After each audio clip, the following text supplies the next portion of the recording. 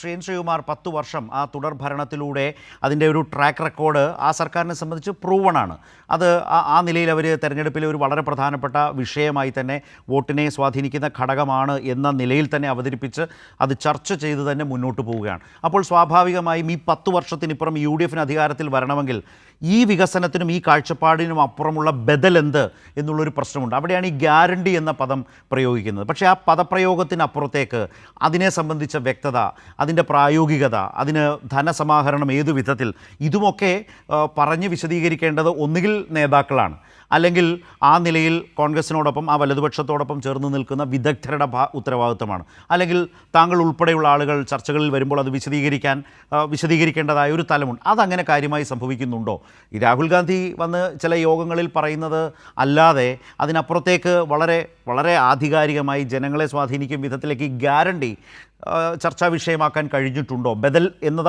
അതാണ് ബദലെന്ന് കരുതുന്നെങ്കിൽ അത് കഴിഞ്ഞിട്ടുണ്ടോ കോൺഗ്രസിന്, UDF?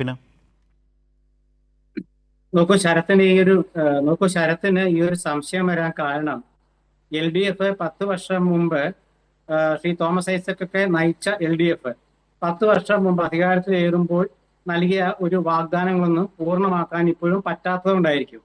അപ്പൊ ആ ഒരു തലത്തിൽ നിന്ന് ചിന്തിക്കുമ്പോൾ UDF ഇത് എങ്ങനെ നടപ്പാക്കാൻ പറ്റും എന്ന് നിങ്ങൾ സ്വാഭാവികമായിട്ടും സംശയിക്കാം. ഇപ്പൊ ക്ഷേമ പെൻഷന്റെ കാര്യത്തിൽ അദ്ദേഹം പറഞ്ഞല്ലോ, ഒരു ഓവർ സൈറ്റ്, എന്താ ഒരു ക്ലറിക്കൽ എറർ എന്ന് തന്നെ പറയാം. അങ്ങനെ അതുകൊണ്ടാണ് അങ്ങനെ പറയേണ്ടി വന്നെന്ന് പറഞ്ഞല്ലോ. അങ്ങനെ എറർ വരാൻ പാടില്ല. കാരണം ക്ഷേമ പെൻഷന്റെ കാര്യമാണ്, കുടിശ്ശികയുടെ കാര്യമാണ്. അത് അന്നത്തെ ഒരു ചാനൽ ചർച്ചയിൽ ഇപ്പോഴും അദ്ദേഹം വളരെ സജീവമായിട്ട് പങ്കെടുക്കുന്ന ഒരു ചാനൽ അവതാരകൻ അദ്ദേഹം പറഞ്ഞു 6 മാസത്തെ കുടിശ്ശികയേ ഉള്ളൂ UDF ഭരണകാലത്ത് ഉണ്ടായിരുന്നത്, അത് 18 മാസമെന്ന് നമ്മൾ പറഞ്ഞുകൊണ്ടിരുന്നു. പക്ഷെ അത് പിശകാണെന്ന് ആ അവതാരകൻ അന്ന് പറഞ്ഞിരുന്നു, തിരുത്തിയിരുന്നു. പക്ഷെ ഒരു 2-3 ആഴ്ച മുമ്പ് ആ അവതാരകൻ തന്നെ പറയുകയാണ് 18 മാസത്തെ കുടിശ്ശിക ഉണ്ടെന്ന്. അപ്പൊ അതിന്റെ രാഷ്ട്രീയം ഞാൻ തിരിച്ചറിഞ്ഞു പെട്ടെന്ന് തന്നെ.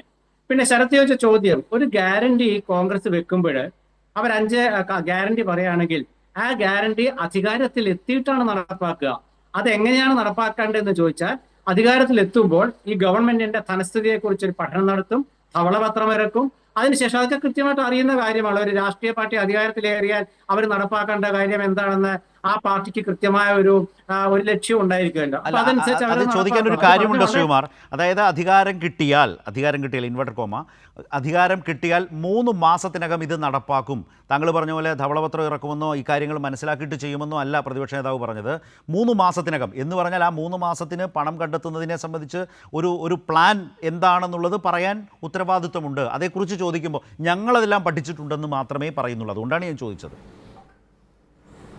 അല്ല, ഞാൻ പറഞ്ഞല്ലോ, ഇവിടെ ശ്രീ തോമസ് ഐസക് ഇരിപ്പുണ്ടല്ലോ, അദ്ദേഹം വളരെ മികച്ച ഒരു ഭരണാധികാരിയായിട്ട് പേരെടുത്ത ഒരാളാണ്. അദ്ദേഹത്തിന് അറിയാമല്ലോ, ഒരു ഗവൺമെന്റ് അല്ല ഒരു മുന്നണി, ആ മുന്നണി തെരഞ്ഞെടുപ്പിന് നൽകുന്ന പ്രകടന പത്രികയിൽ നൽകുന്ന വാഗ്ദാനങ്ങൾ അത് നടപ്പാക്കുന്നത് 5 വർഷത്തേക്കാണ്.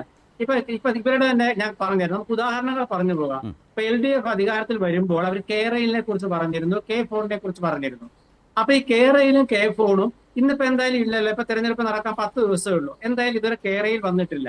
അപ്പൊ എന്തുകൊണ്ടാണ് 5 വർഷം കൊണ്ട് K-Rail നടക്കാൻ പറ്റാതെ പോയെന്ന് വെച്ചാൽ അവർക്ക് നടത്താൻ പറ്റിയില്ല എന്ന് നമുക്ക് ചോദിക്കാം. മറിച്ച് അധികാരത്തിൽ എത്തുന്നതിന് മുമ്പ് 5 ഗ്യാരണ്ടി പറയുമ്പോൾ അത് നിങ്ങൾ എങ്ങനെ നടപ്പാക്കുക എന്ന് ചോദിക്കേണ്ടത് അധികാരത്തിൽ എത്തിയിട്ട് 6 മാസം സാധാരണ ഒരു ഗവൺമെന്റിന് കാലാവധി കൊടുക്കാതെങ്ങനെയാണ് അതിൽ വിശ്വാസം അർപ്പിച്ചിട്ടുണ്ട് വോട്ട് ചെയ്യാൻ. 10 വർഷം പ്രൂവണായി നിൽക്കുന്ന ഒരു സർക്കാർ മുന്നോട്ട് പോകുമ്പോൾ അതിനൊരു വിശ്വാസ്യതയുടെ തലം കൂടുതലുണ്ട്. പ്രതിപക്ഷത്തിരിക്കുന്നവർ ഇങ്ങനെ ഒരു ഗ്യാരണ്ടി പറയുമ്പോൾ അത് വിശ്വാസ്യത കിട്ടണ്ടേ? വിശ്വാസ്യത കിട്ടണമെങ്കിൽ അതിൻ്റെ ഡീറ്റെയിൽസ് ജനങ്ങൾക്ക് കൊടുക്കണ്ടേ? അതില്ലാന്നേ ഞാൻ പറഞ്ഞുള്ളൂ. നോക്കൂ ശരത്തെ, ഒരു വിശ്വാസ്യത ജനങ്ങളുടെ ഇടയിലല്ലേ നേടേണ്ടത്, അല്ലാതെ പ്രവർത്തകരുടെയോ CPM നേതാക്കളുടെ വിശ്വാസ്യത അല്ല നേടേണ്ടത്, ജനങ്ങളുടെ വിശ്വാസ്യതയാണ്. ജനങ്ങളുടെ വിശ്വാസ്യതയാണ് വോട്ടെടുപ്പ്. ഇത് ചോദിക്കുന്നവരെയൊക്കെ നിങ്ങളിങ്ങനെ CPM ആയിട്ട് കാണല്ലേ? ജനങ്ങൾ വോട്ടർമാർക്ക് ഉണ്ടാകുന്ന സംശയമാണ്. അവരെ എല്ലാ CPM അവർക്ക് സന്തോഷമായിരിക്കും. പക്ഷെ അങ്ങനെയല്ല. നോക്കൂ ശരത്തെ, ഞാനിത് കൈരളി ആയതുകൊണ്ടാണ് കൃത്യമായിട്ട് ഇങ്ങനെ പറയുന്നത്. അതായത് നിങ്ങൾ ചോദിക്കുന്ന ചോദ്യം ഇത് വിശ്വാസം ആവണ്ടേന്ന് വെച്ചാൽ വിശ്വാസത്തിൽ എടുക്കുന്ന എപ്പോഴാണ് ജനങ്ങള്? അവർ വോട്ട് ചെയ്യുമ്പോഴാണ്. അപ്പൊ അവർക്ക് വിശ്വാസം ഉണ്ടെങ്കിൽ അവർ വോട്ട് ചെയ്യും, വിശ്വാസം ഇല്ലെങ്കിൽ വോട്ട് ചെയ്യില്ല. അപ്പൊ 2 ടേമില് LDF ഗവൺമെന്റിനെ LDF പ്രകടന പത്രികയിൽ വിശ്വസിച്ച് അവർ വോട്ട് ചെയ്തു. ഇനി അവർ ചെയ്യില്ല. അതാണ് അതിന്റെ അർത്ഥം. ഇന്നിപ്പോ കേരളത്തിലെ എൽ ഡി എഫും CPM-ഉം നേരിടുന്ന ഒരു പ്രതിസന്ധി എന്താണ്? ഇങ്ങനത്തെ ധനകാര്യ വിഷയങ്ങളും രാഷ്ട്രീയ വിഷയങ്ങളുമല്ലേ. എന്തുകൊണ്ടാണ് ഈ രാഷ്ട്രീയ വിഷയങ്ങളിലും ധനകാര്യ വിഷയങ്ങളിലും LDF പ്രതിസന്ധി നേരിടുന്നതെന്ന് വെച്ചാൽ അവർക്ക് അവരുടേതായ ഒരു അജണ്ട സെറ്റ് ചെയ്യാനോ അവരുടേതായ ഒരു നയം രൂപപ്പെടുത്താനോ പറ്റാത്തതുകൊണ്ടാണ്.